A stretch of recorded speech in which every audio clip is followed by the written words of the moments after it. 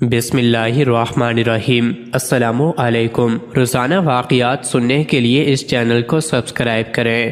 صلح حدیبیہ کے بعد جب نبی کریم صلی اللہ علیہ وسلم مدینہ واپس تشریف لائے تو محرم 7 ہجری میں خیبر سے یہودیوں کا ایک وفد مدینہ آیا اور ایک مشہور جادوگر لبید بن عاصم سے ملا جو انصار کے قبیلہ بنی زریق سے تعلق رکھتا تھا۔ ان لوگوں نے اس سے کہا کہ محمد صلی اللہ علیہ وسلم نے ہمارے ساتھ جو کچھ کیا ہے وہ تمہیں معلوم ہے۔ ہم نے ان پر بہت جادو کرنے کی کوشش کی مگر کوئی کامیابی نہیں۔ اب ہم تمہارے پاس آئے ہیں کیونکہ تم ہم سے بڑے جادوگر ہو۔ یہ 3 اشرفیہ حاضر ہیں، انہیں قبول کرو اور محمد صلی اللہ علیہ وسلم پر ایک زور کا جادو کر دو۔ اس زمانے میں حضور اکرم صلی اللہ علیہ وسلم کے ہاں ایک یہودی لڑکا خدمت گار تھا۔ اسے ساز باز کر کے ان لوگوں نے حضور صلی اللہ علیہ وسلم کی کنگھی کا ایک ٹکڑا حاصل کر لیا جس میں آپ کے موئے مبارک تھے۔ انہی بالوں اور کنگھی کے دندانوں پر جادو کیا گیا۔ بعض روایات میں یہ کہ لبید بن عاصم نے خود جادو کیا تھا اور بعض میں یہ ہے کہ اس کی بہنیں اس سے زیادہ جادوگرنیاں تھیں، ان سے اس نے جادو کروایا تھا۔ بہرحال ان دونوں صورتوں میں جو صورت بھی ہو، اس جادو کو ایک نر کھجور کے خوشے کے خلاف میں رکھ کر لبید نے بنی زریق کے کنویں زروان یا ذی اروان نامی کی تہ میں ایک پتھر کے نیچے دبا دیا۔ اس جادو کا اثر نبی کریم صلی اللہ علیہ وسلم پر ہوتے ہوئے پورا سال لگا۔ دوسری ششماہی میں کچھ تغیر مزاج محسوس ہونا شروع ہوا۔ آخری 40 دن سخت اور آخری 3 دن زیادہ سخت گزرے مگر اس کا زیادہ سے زیادہ جو اثر حضور صلی اللہ علیہ وسلم پر ہوا وہ بس یہ تھا کہ آپ کھلتے چلے جا رہے تھے۔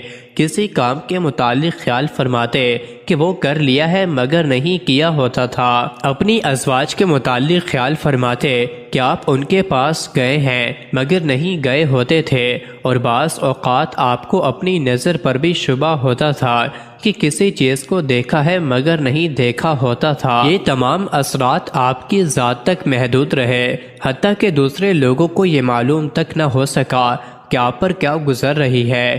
آپ کی نبی ہونے کی حیثیت تو اس میں آپ صلی اللہ علیہ وسلم کے فرائض کے اندر کوئی خلل واقع نہ ہونے پایا۔ کسی روایت میں یہ نہیں کہ اس زمانے میں آپ قرآن کی کوئی آیت بھول گئے ہوں یا کوئی آیت آپ نے غلط پڑھ ڈالی ہو، یا اپنی صحبتوں میں اور اپنے وعظوں اور خطبوں میں آپ کی تعلیمات کے اندر کوئی فرق واقع ہو گیا ہو، یا کوئی ایسا کلام آپ نے وحی کی حیثیت سے پیش کر دیا ہو۔ آخر کار ایک روز آپ حضرت عائشہ رضی اللہ عنہا کے ہاں تھے کہ آپ نے بار بار اللہ تعالی سے دعا مانگی۔ اسی حالت میں نیند آ گئی یا غنودگی طاری ہوئی اور پھر بیدار ہو کر آپ نے حضرت عائشہ رضی اللہ عنہا سے کہا کہ میں نے جو بات اپنے رب سے پوچھنی تھی وہ اس نے مجھے بتا دی ہے۔ حضرت عائشہ رضی اللہ عنہا نے عرض کیا کہ وہ کیا بات ہے؟ آپ نے فرمایا 2 آدمی میرے پاس آئے، ایک سرہانے کی طرف تھا اور دوسرا پائنتی کی طرف۔ ایک نے پوچھا انہیں کیا ہوا؟ دوسرے نے جواب دیا ان پر جادو ہوا۔ اس نے پوچھا کس نے کیا؟ جواب دیا لبید بن عاصم نے۔ پوچھا کس چیز میں کیا ہے؟ جواب دیا کنگھی اور بالوں میں، ایک نر کھجور کے خوشے کے غلاف کے اندر۔ پوچھا وہ کہاں ہے؟ جواب دیا بنی زریق کے کنویں ذی اروان کی تہ کے پتھر کے نیچے ہے۔ پوچھا اب اس کے لیے کیا کیا جائے؟ جواب دیا کہ کنویں کا پانی سوند دیا جائے اور پھر پتھر کے نیچے سے اس کو نکالا جائے۔ اس کے بعد نبی صلی اللہ علیہ وسلم نے حضرت علی رضی اللہ عنہ، حضرت عمار بن یاسر رضی اللہ عنہ اور حضرت زبیر رضی اللہ عنہ کو بھیجا۔ ان کے ساتھ جبیر بن ایاس الزرقی اور قیس بن محسن الزرقی بھی شامل ہو گئے۔ بعد میں حضور صلی اللہ علیہ وسلم خود بھی چند اصحاب کے ساتھ وہاں پہنچ گئے۔ پانی نکالا گیا اور وہ غلاف برآمد کر لیا گیا۔